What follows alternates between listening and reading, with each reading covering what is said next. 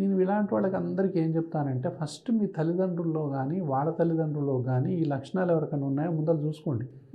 Dust allergy ఉంది ఎవరికైనా తెలుస్తుందిగా, తెలుస్తుంది. నాకు అది పడట్లేదు, నాకు ఇది పడట్లేదు అంటుంటారుగా.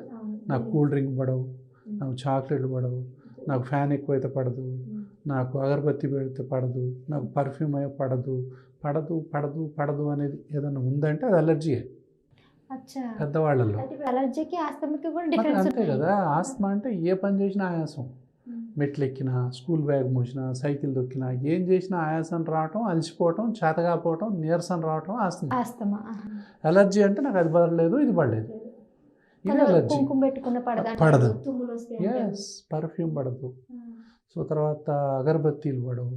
కాబట్టి ఇలాంటివన్నీ కూడా ఎవరిలోనైతే ఉంటాయో ఆ చిన్నపిల్లలు చీటికి మాటికి వీళ్ళకు వైరల్ ఇన్ఫెక్షన్స్ అనేవి ఎక్కువగా అట్రాక్ట్ అవుతాయి.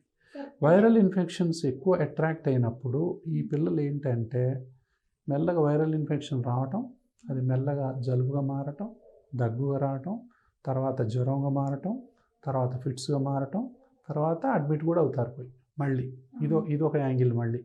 అంటే ఎవరికైతే చీటికి మాటికి జలుబు చేయటం, దగ్గు రావటం, తెమట రావటం, జ్వరం రావటం, ఫిట్స్ రావటం ఉందో ఈ జలుబుకు మూల కారణం అన్ఐడెంటిఫైడ్ అలర్జీ ఆస్మా కావచ్చు.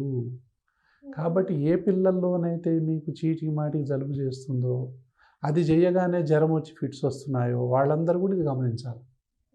కాబట్టి జ్వరమే రాకపోతే ఫిట్స్ ఎక్కడివి అసలు? సో అట్లా చీటికి మాటికి ఈ జలుబు చేయటం, దగ్గు రావటం, జ్వరం రావటం, ఫిట్స్ రావటం, హాస్పిటల్లో అడ్మిట్ అవ్వటం.